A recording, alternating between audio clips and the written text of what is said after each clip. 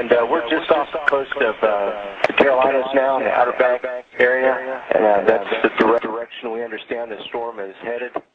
It's got a ways to go. It's clear here. There's a little bit of structure in the clouds, but not much.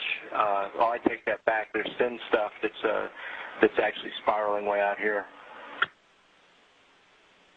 In Houston, we're just talking here, and it struck us. We're used to traveling a long ways in a short amount of time, but this storm is stretching from Cuba to the Carolinas, and that is one scary big storm.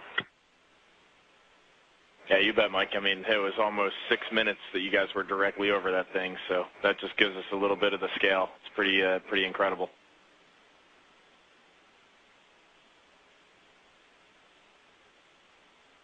And, Mike, they're reporting almost a 300-mile wide wind field on it, so it's pretty enormous.